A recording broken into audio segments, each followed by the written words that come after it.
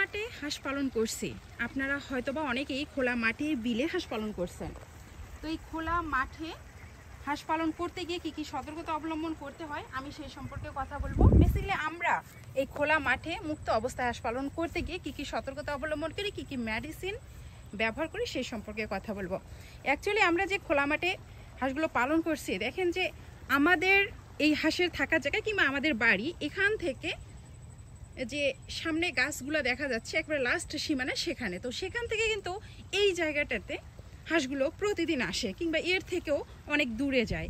এই যে খোলা মাঠটা দেখতে পাচ্ছেন পুরো মাঠ জুড়েই কিন্তু প্রাকৃতিক খাবার আছে। তো একটার পর একটা জমি অতিক্রম করে, একটার পর একটা আইল অতিক্রম করে হাঁসগুলোর কিংবা বাচ্চাগুলোর অনেক কিন্তু শক্তির অপচয় হয় কিংবা অনেক ক্যালসিয়ামের ঘাটতি হয়। তো এই ক্ষেত্রে আমাদের কিছু মেডিসিন প্রয়োগ করতে হয়। এই হাঁসের ক্যালসিয়ামের ঘাটতি পূরণ করার জন্য অবশ্যই আমাদের মাঝে মাঝে কিন্তু সপ্তাহে 1 থেকে 2 দিন ক্যালসিয়াম ব্যবহার করতে হবে।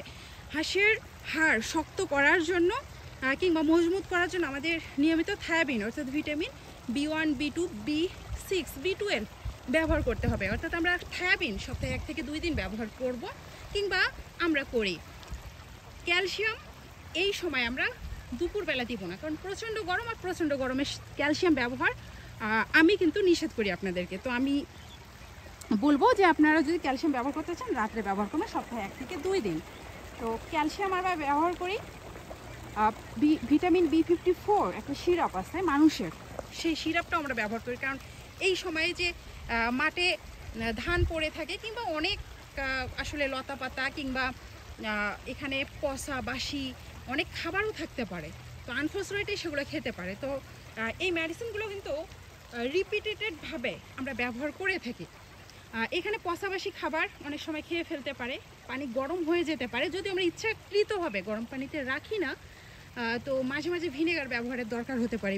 মাত্রাধিক ভিনেগারও আবার কিন্তু হাঁসের জন্য ক্ষতিকর, হাঁসের ওয়েট লস্ট হতে পারে, একেবারে চর্বির পরিমাণ কমিয়ে দিতে পারে। তো এক্ষেত্রে ভিনেগার ব্যবহারেও কিছু সতর্কতা আছে। তবে হ্যাঁ, কিছু কিছু ক্ষেত্রে মারাত্মক রোগের হাত থেকে বাঁচানোর জন্য কিংবা সুরক্ষিত রাখার জন্য আমরা ভিনেগার ব্যবহার করে থাকি। মাঝে মাঝে ভিটামিন সির অভাব পূরণ করার জন্য আমরা কিন্তু ডাইরেক্ট টাটকা লেবুটা ব্যবহার করতে পারি। আমরা স্যালাইনের ঘাটতি পূরণের জন্য লেবু, চিটাগুড়, লবণ দিয়ে একটা সুন্দর স্যালাইন তৈরি করে মাঝে মাঝে দিতে পারি। যখন অতিরিক্ত রোদ হয়, পানিগুলো গরম হয়, এই জমিগুলোতে দেখতে পাচ্ছেন যে পানির পরিমাণ অনেক কম, সামান্য রোদে অর্থাৎ আধা ঘন্টা 1 ঘন্টা রোদ থাকলেই কিন্তু পানি গরম হয়। তো সেক্ষেত্রে অবশ্যই যদি মাঠে ছায়াযুক্ত স্থান থাকে, এখানে দেখতে পাচ্ছেন যে কয়েকটা গাছ, এই গাছের নিচে আমরা যদি ইচ্ছা করি হাঁসগুলোকে রাখতে পারি। তো এই গরম পানিতে হাঁসগুলো কোনোভাবেই রাখা যাবে না। আমরা কিন্তু এই হাঁসগুলোকে যে নির্দিষ্ট স্থান আছে সেখানে আমাদের খামারে নিয়ে যাওয়ার চেষ্টা করি কিংবা নিয়ে যাই। আমরা দুপুরবেলা করে হাউজে পানি দেই কিংবা যদি প্রয়োজনীয় খাবার দিতে হয় সেটা দেই, মেডিসিন দিতে হয় সেটা দিই। তো মূল কথা হচ্ছে এই মাঠটা বিশাল বড়, এই বিশাল বড় মাঠে যেখানেই খাদ্য থাকে, যে জমিতেই খাদ্য থাকে, সেখানে কিন্তু খাবার সংগ্রহ করার জন্য তারা পাইচারি করে। তো এখানে তাদের ক্যালসিয়াম কিংবা শক্তির অনেক অপচয় হয়। তো এই ক্যালসিয়াম কিংবা শক্তির ঘাটতি পূরণ করার জন্য আমাদের কিন্তু কিছু কিছু মেডিসিন দিতে হয়। তো এই বয়সটা যেহেতু বাড়ন্ত বয়স, পাখা দ্রুত গজানোর জন্য কিংবা মাংস উৎপাদনের জন্য আমাদের কিন্তু জিঙ্ক ব্যবহার করতে হয়। তো জিঙ্ক অবশ্যই আপনারা সপ্তাহে 2 থেকে 3 দিন ব্যবহার করার ট্রাই করবেন। মাঝে মাঝে হয়তো বৃষ্টিতে ভিজতে পারে, ঠান্ডা লাগতে পারে। আমি কিন্তু এই ঠান্ডা কিংবা জ্বরের জন্য সবাইকে সাজেস্ট করি যে মানুষের যে প্যারাসিটামল ট্যাবলেট সেটা আমি সাজেস্ট করি, আপনারাও কিন্তু এই প্যারাসিটামল ট্যাবলেটটা দিতে পারেন। তো মাঝে মাঝে আমরা ডক্সিবেট ব্যবহার করি, মাঝে মাঝে আমরা রানামাইসিন ব্যবহার করি। তো মোটামুটি এই সকল মেডিসিন আপনাদের খাবারে রাখার ট্রাই করবেন। আর যারা আমাদের তৈরিকৃত খাবার দিয়ে খাবারটা পরিচালনা করছেন তাদের আমি সবসময় কিন্তু লিস্ট আকারে আপনাদেরকে এই মেডিসিনগুলো আমি দেওয়ার ট্রাই করি। আপনারা এই লিস্ট অনুযায়ী মেডিসিনগুলো নিয়ে আসেন, যখন যেটা দেওয়ার প্রয়োজন কিংবা সিচুয়েশন অনুযায়ী আমি আপনাদের কাছ থেকে শুনে দেওয়ার চেষ্টা করি কিংবা দিয়ে থাকি। তো আরেকটা কথা বলবো যে আমরা যে খাবারটা তৈরি করছি এবং অনেক খামারিকে দিচ্ছি, পাশাপাশি আরও দেখছি যে অনেক এরকম প্রতিষ্ঠান কিংবা অনেকেই হয়তো বা আমার কিছু কিছু ফর্মুলা নকল করে, একটা ফর্মুলা নকল করে কিংবা একাধিক ফর্মুলা নকল করে সেখান থেকে কিছু কাটছাট করে খাবার তৈরি করে বিক্রি করছেন। তো তাদের উদ্দেশ্যে বলবো, ভাই আপনারা যে এভাবে মানুষকে ধোকা দিচ্ছেন কিংবা এই যে কম দামে দিচ্ছেন, তো আমরা কিংবা কোম্পানি যে খাবার 70 টাকায় দিচ্ছে, যে সেই খাবার সেম খাবার আপনি মানুষকে বুঝাচ্ছেন যে সেম খাবার আপনি 35 টাকা দিচ্ছেন। আসলে একটা কোম্পানি কিন্তু এত টাকাও লাভ করে না। হ্যাঁ, লাভ করে, তাদের শ্রমিক বেশি, আপনাদের কাছে ফিডটা পৌঁছে দিতে তাদের খরচ বেশি কিংবা হেল্পিং হ্যান্ডের বেশি দরকার হয়, এই জন্য হয়তো বা লাভ করে, কিন্তু এতটাও কিন্তু লাভ করে না যে কোম্পানির ফিটের চাইতে আপনি একেবারে অর্ধেক দাম কমিয়ে যে মানুষকে আপনারা প্রতারিত করছেন কয়েকটা টাকা লাভের জন্য। তো একটা কথা কি ভেবে দেখেছেন যে আপনি যদি একটু কম লাভ করে, সীমিত পরিমাণ লাভ করে একজন খামারিকে লাভবান করে দিতে পারতেন, আসলে এত কম দামে একটা যে পারফেক্ট খাবার হয় না সেটা আপনি জানেন কিংবা আমিও জানি, কিন্তু একজন নতুন খামারি কিন্তু কোনোভাবেই জানবে না। সে কিংবা সেই নতুন খামারি কম্পেয়ার করবে যে বাজারে একটা রেডি ফিড বিক্রি হচ্ছে 70 টাকা, আপনি দিচ্ছেন 35 টাকায় কিংবা 30 টাকায়। তো তারা কিন্তু আপনার কাছ থেকে খাবারটা নিতে চাইবে, তারা কিন্তু রেজাল্টের উপর নির্ভর করবে না, কিংবা আপনি যে আপনার লাভের জন্য এত কম দামে খাবারটা দিচ্ছেন, খাবারের ভিতরে কি দিচ্ছেন না দিচ্ছেন সেটা কিন্তু দেখবে না। তো আমরাও কিন্তু প্রতিনিয়ত বলে থাকি যে কোম্পানির রেডি ফিটের তুলনায় বাচ্চা হাঁসের যেটা খাবার আপনার 70 টাকায় কিনেন কিংবা 65 টাকায় কিনেন, সেই খাবারটা কিন্তু আমরা 10 থেকে 15 টাকা কমে দিতে পারছি। তো এটা কিভাবে দিতে পারছি, কিংবা যেটা ডিমের জন্য আপনারা হাঁসের খাবার নেন, কিংবা আপনারা কিন্তু হাঁসের খাবার নেন না, ম্যাক্সিমাম খামারি মুরগির খাবার নেন। তো মুরগির জন্য যে খাবারটা তৈরি সেটা আপনি হাঁসকে খাওয়াচ্ছেন, দীর্ঘদিন এখান থেকে কিন্তু আপনি সঠিক ফলাফলটা পাবেন না। হাঁসের হয়তোবা বডি ওয়েট লস্ট হবে, হয়তোবা অন্যান্য যে আনুষঙ্গিক রোগগুলো সেগুলো হবে, যে কোনো আপনার একটা কিন্তু নেগেটিভ সাইড বয়ে আনবে। তো হাঁসের যদি আপনারা খাবার নেন, তো হাঁসের খাবারের সঙ্গে কম্পেয়ার করলে আমার এই খাবারটা কিন্তু 5 থেকে 6 টাকা কমে আপনারা পাচ্ছেন। পাশাপাশি ফ্রিতে সার্ভিস পাচ্ছেন, যে ডিমের পার্সেন্টেজ, হাঁসের সুস্থতা, হাঁসের বডি ওয়েট, এগুলোর কিন্তু গ্যারান্টি আমি দিচ্ছি এজন্যই যে প্রতি 15 দিন পর পর আপনার হাঁসের বডি ওয়েট নিয়ে আমি খাবারটা তৈরি করতে পারছি। তো আমি কিভাবে দিচ্ছি, কোম্পানির থেকে 5 টাকা কিংবা 10 টাকা কমে, একটু আপনাদেরকে বুঝে আমি বারবার বোঝানোর ট্রাই করেছি।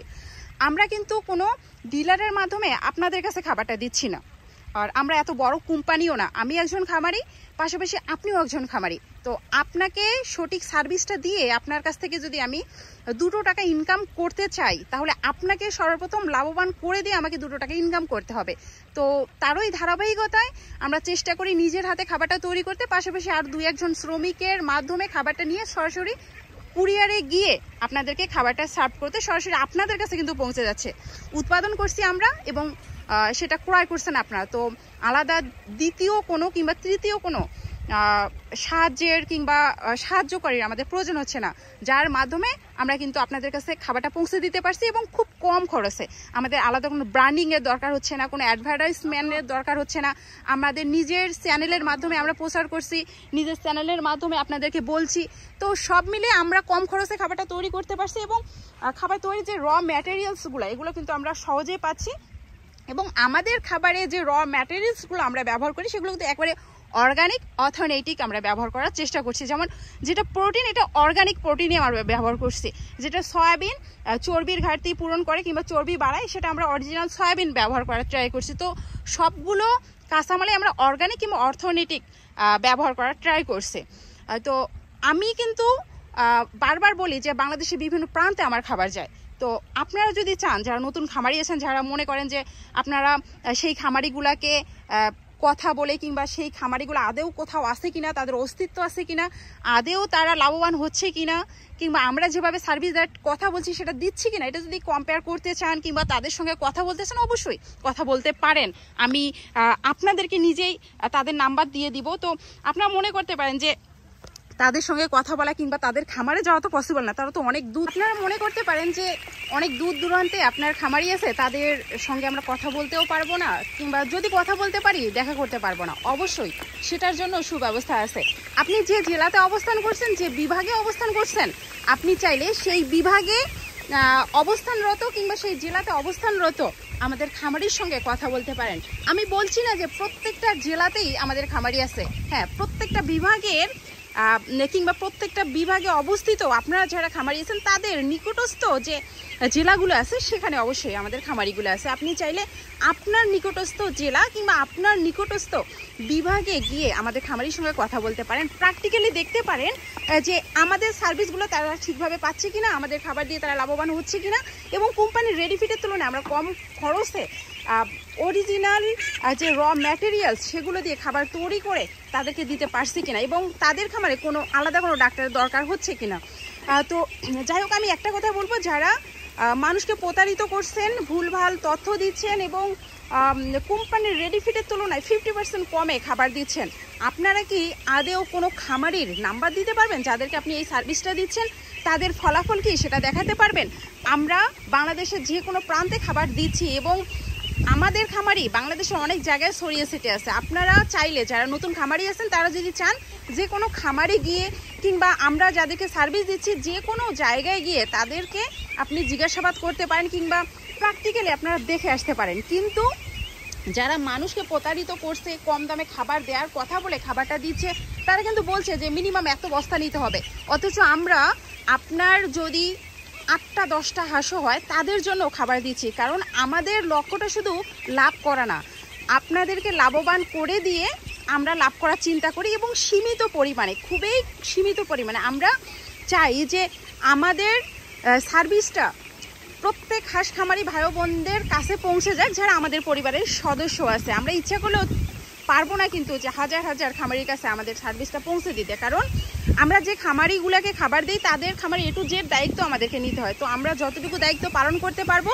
যতটা খামারের দায়িত্ব পালন করতে পারবো, ঠিক ততটা খামারের দায়িত্ব কিন্তু আমাদেরকে নিতে হবে।